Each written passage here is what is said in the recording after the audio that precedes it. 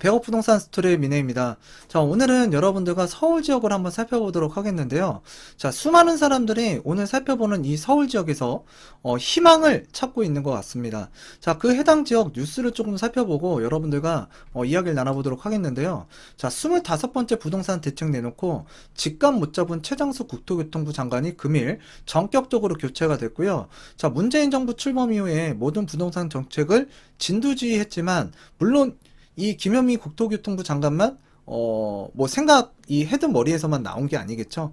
예, 그랬을 때 이제 그 책임자니까 일단 그 진두지휘 했고 또 이제 집값 잡기 실패했다. 자, 이런 그 오명을 쓰면서 그 각종 설화로 예, 불명예 퇴진을 하게 됐는데 그동안 뭐 나쁜 의도로 뭐 정책을 냈겠습니까?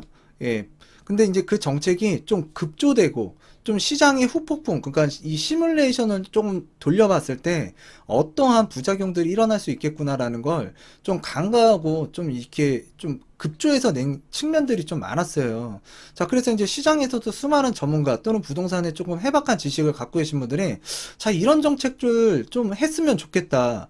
그리고 이런 정책 나오게 되면 좀 문제점이 발생이 될 수 있다. 자, 그랬을 때 이제 최근에 또 문제됐던 점이 바로 전세 입법과 관련된 부분으로 인해서 이 보증금이 굉장히 상승을 많이 했고 또 거래할 수 있는 전세 물건이 급감을 했기 때문에 사실 지금 서울 외곽 지역이라든가 경기도 지역으로 실수요자분들이 지금 거의 뭐 패닉바잉 수준으로 지금 취득을 하고 있는 상황인데요. 지금 하여튼 정책적으로 지금 뭐 현 정부에서는 아직까지는 좀 실패를 하고 있다는 게 이제 맞는 것 같고요. 자, 그리고 이제 국토교통부 장관이 교체는 됐지만 저는 사람 한 명 바뀌었다고 해서 모든 게 바뀔 것 같지는 않아요. 자, 그래서 큰 틀, 큰 기조에서는 예, 그 상황을 계속 유지해서 정책을 펼 것 같고요. 자, 물론 세부적으로 이제 뭔가 변화를 줄 수는 있겠지만 일단 이거는 좀 지켜보고 우리가 판단을 해야 될 것 같아요. 자, 그런데 일단은 큰 틀은 변하지 않을 거다라는 게 이제 저의 예측 상황이고요. 이제 앞으로 좀 지켜보도록 하겠습니다. 자, 그리고 이제 그 여러분들 벼락거지라는 말 들어보셨죠? 저번 주에 가장 이슈가 됐던 게 바로 이 벼락거지라는 이 신조어인데요. 잠깐 뉴스 기사를 살펴보게 되면 지난 한 주 동안 온라인에서 가장 많이 읽힌 매일경제 기사는 자, 집값 상승이 낳은 우픈 현실, 씁쓸한 신조어, 바로 벼락거지였다.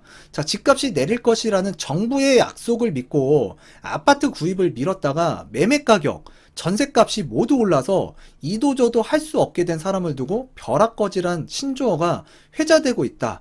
자, 갑자기 큰 돈을 번 사람을 벼락부자라고 하죠. 자, 그리고 또 이제 그와 달리 본인의 소득에는 뭐 소득이 갑자기 급격하게 느는 사람들 별로 없잖아요. 소득에는 별다른 변화가 없음에도 불구하고 주택 가격이 뛰는 바람에 상대적인 박탈감을 느끼는 무주택자를 일컫는 말이라고 합니다. 자, 그래서 이제 벼락거지. 자, 지금 제가 벼락거지가 됐나요? 뭐 이렇게 좀 생각하시는 분들도 있고, 또 이제는 지금 사실 정부에서 집값 잡을 테니까 좀 정부를 믿고서 뭔가 기다려봐라. 3기 신도시 공급 이렇게 많이 할 거다. 자, 그리고 지금 전월세 시장 굉장히 불안하잖아요. 그러니까 뭐 임대차 주택 이제 매입해서 공급하겠다. 자, 그런데 여러분들이 원하는 방향으로 흘러가고 있지 않기 때문에 지금 문제점들이 발생하고 있는 거고요. 또 시장에서 원성을 싸고 있는 겁니다. 자, 그랬을 때 이제 지금 패닉바잉 현상, 뭐 올해만 패닉바잉 현상이 있었던 게 아니라 작년에도 패닉바잉 현상이 예, 굉장히 그 화제가 됐었는데요. 작년에는 30대, 40대가 패닉바잉 현상 이야기가 많이 나왔지만 올해 들어서는 20대 무려 20대까지도 패닉바잉 현상을 보이고 있다라는 게 참 놀랄만한 상황이라고 저는 받아들였고요. 정말 깜짝 놀랐습니다. 자, 그랬을 때 제가 상담을 최근에 또 20대하고도 많이를 했거든요.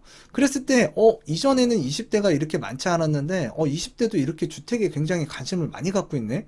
제 방송 보시는 분들 중에 지금 20대 상담받고 가신 분들 좀 있으시죠? 예. 진짜 20대 분들도 지금 주택에 대한 고민이 굉장히 많은 나이대로 지금 들어갔는데요. 사실 30대보다는 40대가 좀 4, 50대가 주류층이었는데 점점 연령층이 주택 관심도가 높아지는 것 같아요.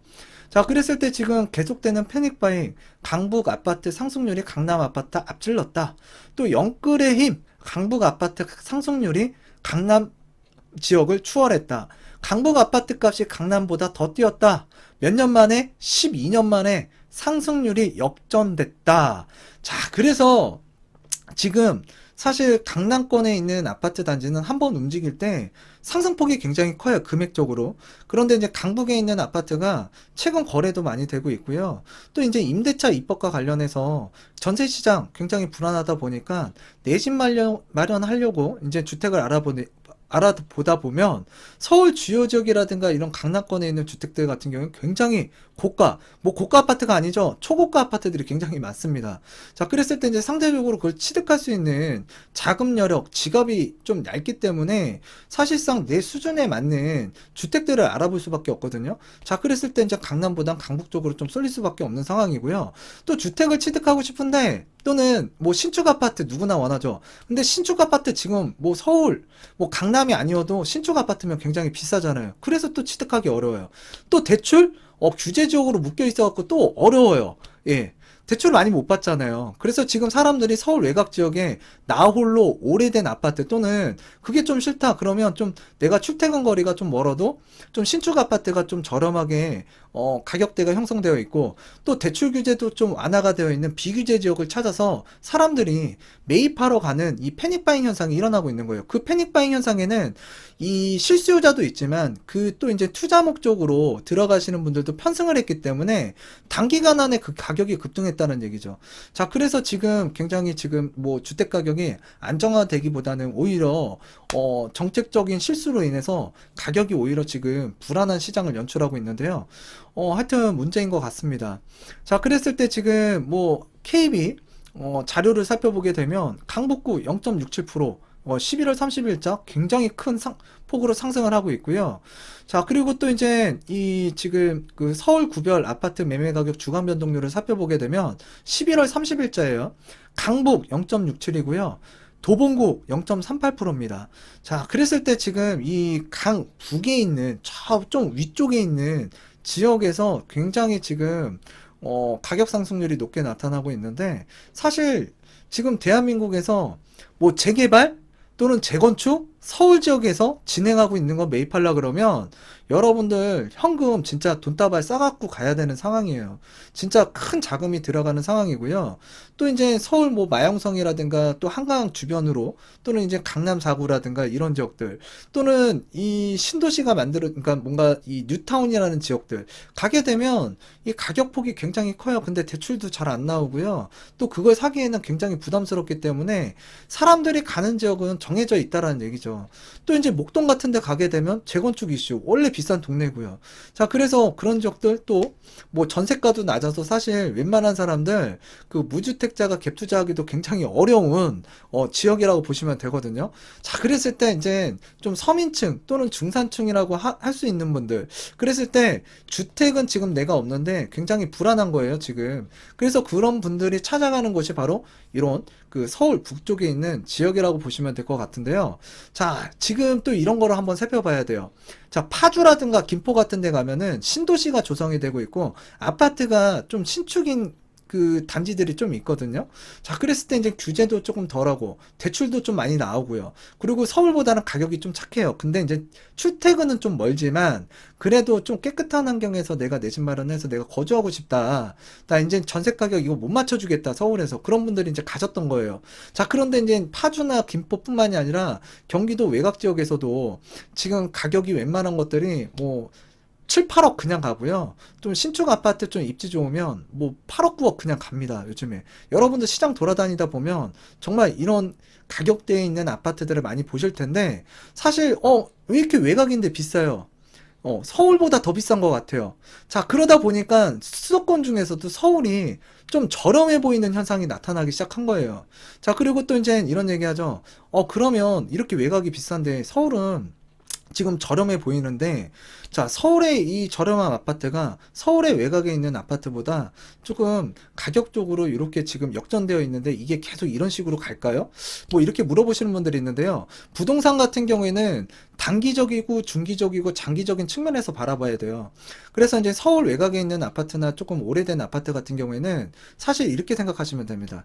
자, 이제 이 상품적인 가치가 좀 떨어지긴 하는데 지금 외곽에 있는 아파트 단지 같은 경우에는 인프라 인프라가 막 조성되고 있고요. 또 아파트가 이제 신축 아파트로서 뭔가 그 상품성이 이제 개선이 된 거죠. 이 상품성이라는 거는 이 건물의 가치를 좀 제가 말씀드리는 거거든요. 건물의 가치는 시간이 지나가면서 감가상각이 됩니다. 건물은 노후화가 되죠.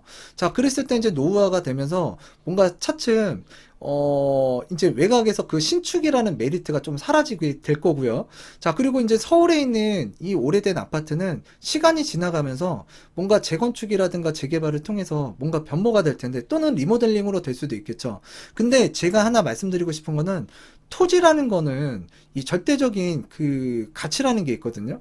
또 이제 개별성도 있고요. 또 이제 부증성이라는 게 있습니다. 또 토지는 늘어나지가 않아요. 그랬을 때 이제 그런 측면에서 우리가 입지라는 걸 한번 살펴볼 필요가 있다는 얘기예요. 그래서 시간이 지나가게 되면 서울의 입지는 건물은 노후화가 됐지만 이 입지만큼은 탄탄하게 갖추고 있기 때문에 사실 시간이 지났을 때 이 아파트는 뭔가 변화가 될 수 있고요. 또 입지는 탄탄합니다. 근데 외곽에 있는 이런 아파트들은 시간이 지나면서 그 가치, 건물의 가치가 좀 하락하기 때문에 시간이 지나가면서 단기적으로는 지금 외곽에 있는 신축이 좀 괜찮을 수는 있겠지만 시간이 지나가면 갈수록 중장기적으로는 결국에는 서울에 위에 위치하고 있는 입지가 아무래도 괜찮다라고 보시면 되거든요. 그래서 그런 미래 가치를 보면서 이제 우리가 이 평가를 해야 되는데 사실 지금 이제 우리가 뭐 여러 가지를 좀 살펴봐야 되겠지만 이 서울이라는 지역을 다 놓고 봤을 때 지금 그래도 취득 가능한 데가 이 강북인 것 같아요. 그래서 이제 강북권에 있는 이런 아파트 단지를 한번 살펴보게 되면 지금 상계주공 얼마 전에도 제가 말씀을 드렸고요. 뭐 상계주공뿐만이 아니라 이 창동역 주변으로 또는 이 중계동 쪽으로 또는 이 우리가 좀 학군이 좀 괜찮다고 하는 이 중계동이죠. 그래서 중계주공 요 단지를 중심으로 해서 지금 아파트가 굉장히 노후도가 이제 그 30년 차가 넘어가는 단지들이 많아지다 보니까 이 정비 사업에 대한 기대감이 또 있는 쪽으로 변모가 되는 거예요. 자, 그랬을 때 이제 상계주공 아파트 단지를 중심으로 해서 이제 설명을 드리도록 하겠네. 지금 해당 아파트들이 상계주공 3단지 지금 34년 차에 들어섰고요. 용적률은 178% 정도 됩니다. 자, 그랬을 때 이제 4호선과 또 이제 그 7호선이 있고요. 또 이제 창동역이라든가 또 이런 데는 또 GTX 호재도 있고요, 인근에. 그리고 또 이제 이쪽에 그 철도 차량 기지. 자, 여기 이제 이전 적지도 발생이 되고 또 이제 많은 호재들이 또 주변에 있습니다. 자, 그랬을 때 이 아파트들이 오래되다 보니까 지금 상계주공 1단지 같은 경우에는 그 예비 안전진단 통과를 했고요. 자, 2단지 지금 추진 중에 있습니다. 자, 그리고 이제 3단지 신청하고 있고요. 4단지 추진하고 있습니다. 그리고 이제 5단지 같은 경우에는 정밀 안전진단을 통과를 했고요. 6단지는 지금 통과 또 했고요. 또 이제 7단지 같은 경우에는 지금 예비 안전진단 추진 중에 있습니다. 9단지, 10단지 추진 중에 있고요. 11단지 같은 경우에는 예비 안전진단 신청을 했습니다. 12단지, 13단지, 14단지 같은 경우에도 추진을 하고 있고요. 자, 16단지도 지금 신청을 한 상태고요. 자, 그랬을 때 지금 이 수많은 아파트가 지금 뭔가 정비 사업을 하기 위한 움직임이 이제 시작이 됐는데요. 자, 아까 말씀드렸다시피 이제 서울의 웬만한 지역들, 자, 뭐 흑석동이나 노량진 같은데 이제 신축이 될 수 있는 아파트. 자, 이제 재개발 물건 찾으러 가게 되면 여러분들 뭐 가격이 뭐 최소한 현금 7, 8억, 8, 9억 또 흑석동만 가더라도요 한 10억 원 정도 이상은 있어야 물건 잡을 수 있고요. 또 한남뉴타운 더 비싸겠죠. 자, 그리고 또 이제 이 한강은 주변을 끼고 한번 아파트 가격을 한번 찍어보세요, 여러분들. 자, 실거래가만 보더라도 굉장히 비쌉니다. 강남 3구요? 비싸고요. 강남 4구, 예, 강동구만 보더라도 굉장히 비싸고요. 또 이제 뭐 동작구, 관악구도 굉장히 비싸고 또 강서구의 마곡을 중심으로 해서도 비싸고 또 이제 이 목동 재건축 단지를 중심으로 해도 굉장히 비싸거든요. 자, 그랬을 때 지금 앞으로 서울에서 내 집 마련해서 거주 목적도 달성하고 직주 근접도 좀 달성을 하고요. 또 이제 아이들 교육시키면서 뭔가 삼박자를 갖출 수 있는 지역이 그리고 또 이제 하나 더 추가되는 게 있죠. 또 내가 내 돈 가지고 또는 약간의 대출 얼마 안 나오지만 그 대출을 이용해서 나의 약간의 자금을 이용하게 되면 더 이상 전세보증금 올라가는 거에 시달리지 않아도 되고 또 이제 뭐 2+2년 최대 4년까지 거주는 할 수 있겠지만 이게 뭐 2년마다 5% 상승시켜 줘야 되고요. 또 4년 뒤에는 주택 가격 또 어떻게 될지 몰라요. 자, 그랬을 때 이런 불안감에서 해방될 수 있는 뭔가 상황을 연출하고 싶은데, 이 서울이라는 지역에서 그래도 거주 목적과 이 투자 목적, 요즘에는 내가 산 물건이 그래도 가치가 있었으면 좋겠다 생각하시는 게 100이면 100이거든요. 자, 그랬을 때 이제 뭔가 변화가 감지되고 있는 곳, 바로 이곳이라고 보시면 될 것 같아요. 그래서 지금 이쪽 해당 지역, 지금 매물도 사실 거래하기가 굉장히 어려운 상황인데, 저는 이 지역에 앞으로 이런 예비 안전 진단이 통과가 되고, 이제 본격적으로 이제 안전 정밀 진단에 이제 들어서게 되면, 사실상 더욱더 이 해당 지역을 관심 있게 보는 사람들이 더욱더 늘어날 것 같아요. 자, 그랬을 때 이제 목동이라는 지역도 한번 살펴보게 되면 7단지가 그 안전진단을 통과하면서 목동이라는 전체 이 바구니가 굉장히 흔들렸거든요. 자, 그러다가 이제 주택 가격이 흔들리다 보니까 지금 또 이제 일부 그 통과한 단지 외에 신청한 단지 같은 경우에는 또 뭐 좀 약간 좀 잘 안 됐어요. 자, 그런데 이 해당 지역들도 물론 통과를 하는 지역도 있겠지만, 또 이쪽 지역에서 또 이제 급격하게 이제 통과되는 단지가 늘어나게 되고, 또 이제 추진되는 단지가 많아지다 보면은 그 좀 늦게 하는 단지일수록 좀 정책적인 영향도 분명히 받을 수가 있습니다. 자, 그리고 지금 가격이라는 게 단기간 안에 이쪽도 거래가 많이 되면서 상승을 많이 했거든요. 작년 기점으로 보게 되면 이 상계주공 3단지 같은 경우에도 한 1억 6, 7천? 1억 7, 8천 정도 상승을 한 것 같아요. 자, 그랬을 때 이제 중요한 거는 가격도 상승을 많이 했지만 실거래도 이쪽 해당 지역에서 지금 그래도 꾸준하게 이루어지고 있고, 또 이제 많은 사람들이 관심을 갖고 있는데 거래가 조금 쉽지 않다는 얘기예요, 거래가. 자, 그래서 이제 이 기사를 한번 살펴보게 되면, 또 이제 상계주공 같은 경우에는 서울 예, 이고요. 투기과열지구고요. 아직까지는 재건축 조합이 설립되지 않아서 거래는 될 수 있지만, 저렇게 이제 그 예비 안전진단, 또 안전진단 통과하고요. 또 추진위 단계, 또 이제 그 거치고 이제 조합 설립이 되게 되면 더 이상 거래할 수 있는 물건이 이제 없어진다라고 보시면 될 것 같아요. 물론 예외적인 상황도 분명히 발생이 될 수 있겠지만, 자, 그래서 여러분들께서 일단 그 내 집 마련하는 거 잘 선택을 하셔야 될 것 같고요. 자, 그랬을 때 이제 많은 사람들이 눈여겨보고 있고, 그래도 이제 희망이 가득 차게 좀 바라보는 지역 중에 하나가 바로 이쪽 지역인 것 같아요.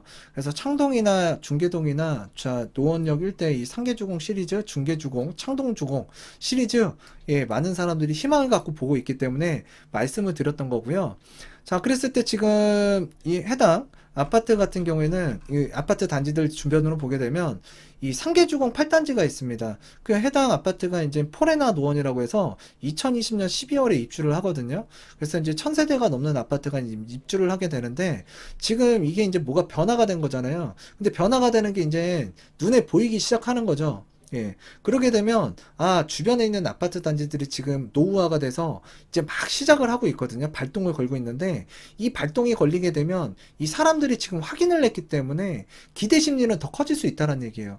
자, 그래서 지금 또 이제 거래할 수 있는 시기가 조합 설립 이전이기 때문에, 또 여러분들 관심이 없던 분들, 또 몰랐던 분들, 앞으로 차차 이제 뉴스 기사라든가 또 여러 방송에서도 나올 거고요. 자, 그로 인해서 이쪽을 한 번쯤은 계속 보실 거예요. 그랬을 때 이제 저도 여기를 꾸준하게 지켜볼 텐데, 자, 여러분들과 그때그때마다 한번 살펴보도록 할게요. 자, 그래서 지금 현재, 서울 외곽 중심 지역으로 그 주택 매수 심리가 굉장히 강화가 되고 있고요. 재건축 기대감까지 더해져서 이런 상계주공 시리즈 가격이 상승을 하고 있다라고 보시면 될 것 같고, 그래서 이제 작년 지난해 10월만 해도 같은 단지가 지금 상계주공 7단지 기준으로 보게 되면 7단지가 여기에요. 예, 7단지가 이쪽인데요. 이쪽 7단지가 지금 전용 59제곱미터, 지금 작년 2019년도 한 10월, 11월 기준으로 보게 되면 5억 1,500, 5억 4,800만 원 수준이었는데, 지금 10월 28일 기준으로, 11월 28일 기준으로 보게 되면 그 7억 5천만 원까지 거래가 됐습니다. 자, 이게 이제 달리 그런 게 아니고요. 이쪽에도 개발 계획이 있고요. 또 지금 현재 이쪽에 뭐 뭔가 개발에 대한 이 에너지가 있는 거죠. 아파트 단지마다. 아파트 에너지라는 거는 신축으로 가는 그 기대감, 그 에너지가 실려 있다는 얘기예요. 자, 그랬을 때 지금 이쪽 해당 지역이 분주하게 빠르게 움직이는 이유 중에 하나가 내년부터는 그 재건축 사업 기준이 좀 바뀌어요. 그래서 6.17 대책을 통해서 재건축 안전진단 절차를 이제 강화하고, 현재는 구청에서도 안전진단 기관을 선정할 수 있지만, 앞으로도 이제, 앞으로 변경되는 거는 서울시에서 이 안전진단 기관 선정 및 관리 주체가 이제 그 시도가 이제 선정을 한다고 보시면 돼요. 그래서 이 다음번에 바뀌는 이제 도시 및 주거환경정비법 개정 이후 내년에 이제 이런 규정이 바뀌게 되면 지금보다 좀 까다로워지기 때문에 이렇게 지금 신청을 이 해당 지역에서 지금 하고 있다라고 보시면 될 것 같고, 또 이제 상계주공 5단지하고 이제 8단지를 제외하고 대부분 단지는 2년 조건을 충족해야만 이제 조합원 입주권을 받을 수 있을 것 같아요. 언제요? 이제 향후에 그 법이 개정이 되면 실거주 2년 해야 되잖아요. 그래서 이제 예비 안전진단 이후 정밀 안전진단 절차가 있는 데다가 또 이제 재건축 계획 수립도 해야겠죠. 어떻게 이제 이 재건축을 해야 되는지 계획 수립. 그리고 이제 추진위원회 단계 거쳐야 되고요. 자, 추진위원회 단계를 이제 거쳐서 일단 조합을 설립하게 되는데, 이 조합 설립이 되게 되면 수도권 투기과열지구 재건축 단지 같은 경우에는 실거주 2년을 해야만 그 이제 조합원 입주권이 발생이 될 수 있다는 얘기예요. 그리고 조합이 설립이 되게 되면 이 실제로 조합원 재건축 조합원 같은 경우에는 전매가 안 되죠. 자, 그래서 이제 거래할 수 있는 물건이 급격하게 줄어들 수 있다. 그래서 서민의 주택으로 대변되던 이 해당 지역들이 지금 향후 몇 년 안에 좀 이 현행 규제대로 가게 되면 급속도로 사라지고 거래할 수 있는 물건이 없어서 시장의 파장은 조금 더 커질 수도 있다라고 보여집니다. 자, 그래서 지금 이곳에서 이 신축으로 가는 기대감과, 그리고 그 거주 목적, 그리고 여기 교통 인프라 괜찮고요. 개발 계획 지금 굉장히 좋잖아요. 또 많이 있잖아요. 또 인근에 또 이제 그 중계동, 뭐 학원가, 굉장히 잘 갖춰진 학군까지도 좋은 이 지역이기 때문에, 그래도 이제 강남이라든가 또는 주요 지역에 비해서는 내가 대출 뭐 1주택을 취득하는 데 있어서 뭐 LTV 40% 적용이 되지만, 그래도 내가 전세보증금 조금 빼고 또 그 자금에서 좀 빼더라도 부족한 거 지금 신용대출 조금 끌어다가 이제 맞추게 되면 매입할 수 있는 사람들이 있다라는 얘기죠. 그래서 지금 아까 보셨다시피 정부 정책 정말 많이 나왔지만, 예, 계속 바보가 된 것 같은, 이제 뭐 최근 신조 벼락거지라는 이야기도 이제 나오고, 또 이제 그러다 보니까 3, 40대에서 패닉바잉 현상이 있는 것만 아니라 20대까지도 이제 패닉바잉 현상까지 확장이 됐다라는 거. 자, 그랬을 때 지금 강남북의 아파트가 왜 강남의 이 주택보다 상승률이 역전되는 현상이 일어나고 있는지, 자, 이런 부분들을 여러분들께서 잘 이해를 하실 필요가 있다라는 얘기예요. 자, 서울 이 지역에서 희망을 찾고 있는 사람들이 많다라는 주제로 이야기를 나눠봤는데요. 오늘은 이쯤에서 마치도록 하겠고요. 다음 시간에도 유익한 내용으로 다가서는 백억 부동산 스토리의 미래가 되도록 하겠습니다. 감사합니다.